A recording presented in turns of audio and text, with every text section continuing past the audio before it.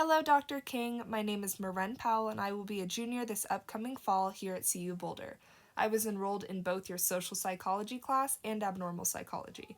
I just recently added psychology as a second major, and taking your online classes have reassured me of my decision. I really appreciate the time and expertise that you have put forth for these classes. For my final presentation for our social psychology class, I chose to talk about the bystander effect, as I believe this is a phenomenon that is very prevalent in our society. You may be asking yourself, what is the bystander effect and how is it seen daily? Imagine you are walking down Pearl Street in Boulder and see a cyclist miss a curb and immediately fly off of his bicycle.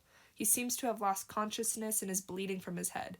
You hear a crowd gasp and people pull out their phones immediately to take pictures and record the incident, but yet you see no one dial 911. Their gazes shift towards one another, wondering who is going to be the one to take action. This is what is known as the bystander effect. Our textbook, Social Psychology 13th edition, defines this to be the finding that a person is less likely to help when there are other bystanders around.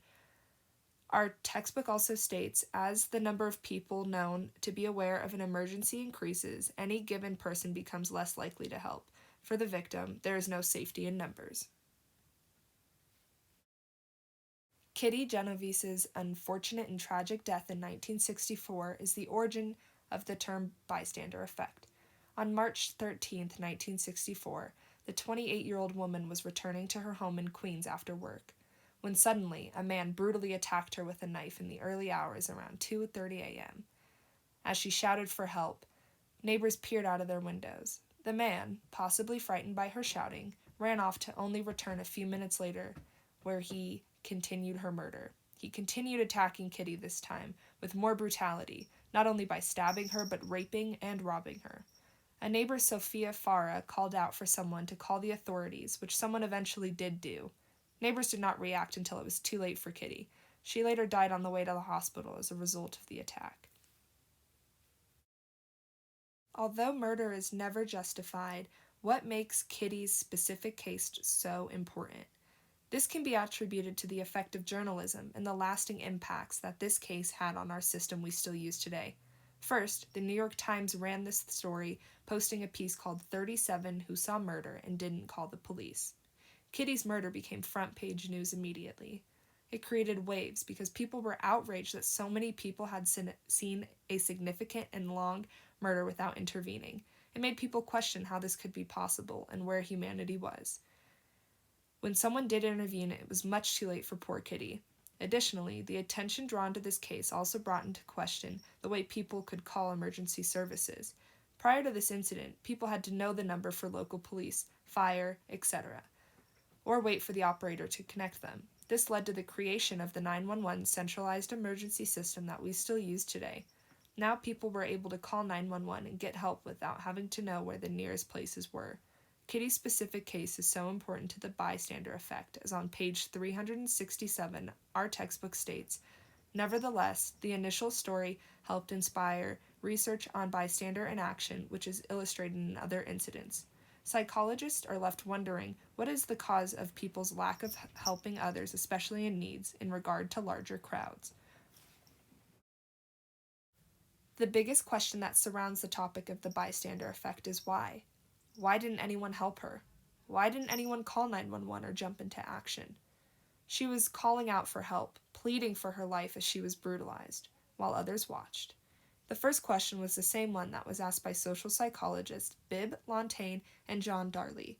They ultimately attributed the bystander effect to two factors: diffusion of responsibility and social influence. What does diffusion of responsibility mean? In a nutshell, it means that the more onlookers or bystanders that are present, the less personal responsibility that each person feels to jump into action, such as calling 911. People also tend to make note of other people's behavior around them to make an inference on how they behave. This is the social influence aspect they described in their research. Humans are social creatures, and so typically when no one takes actions, then no one will. The question of 911 is simple. There was not a centralized 911 or emergency services system during the 1960s when her murder occurred. This is what I had spoken about in the last image. While thinking of a subject to talk about for my final project, I turned to my older brother. He works as a police officer for Denver, and I was inspired by the stories he shares about his shifts. Working in downtown Denver, I thought he was the best person to interview for this project. I asked the following questions. Have you ever seen the bystander effect in action? Do you believe that your occupation places you in a certain role for the bystander effect?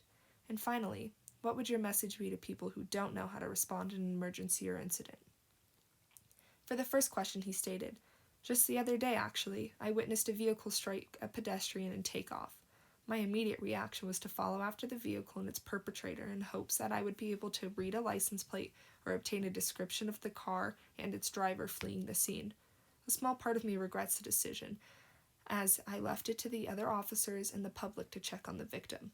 There were so many people around who saw the incident take place, and I had hoped that they would take action. In this instance, I feel as though I did take a role in the bystander effect. For the second question, he stated, I do believe my job as an officer is important in the bystander effect. If no one calls our district in the case of an incident, we are unable to know of the incident's occurrence in the first place. As first responders, our hopes are that as we as human beings will step up and help strangers just as we would want to be helped if we were in the victim's shoes. If we delegate the task of stepping up to multiple people, the sad truth is that most people panic and worry about individual things rather than helping others. For my last question, he answered by saying, my message to others is to be humane. If anyone has any type of CPR training, they'll remember that one of the first steps is to delegate someone to call 911 or find help while you assess the person in distress. I've always wondered why people shy away from helping others, as when I was growing up, I was told to help those whenever I could. I don't think I could sleep at night knowing I didn't try to at least help someone in whatever way I was capable of. Here, I have included a list of resources that I used for this project in APA format. Dr. King, I wanted to end my presentation with giving my thanks and gratitude again. Your class taught me to not only care about a subject, but gave information that will help me become more of a critical thinker. This class ultimately challenged me and made me think deeper about how we as humans interact with one another, and I found this class to be very applicable to my own life. I really appreciate you, and I hope you have a fantastic rest of your summer, and I look forward to taking another one of your classes.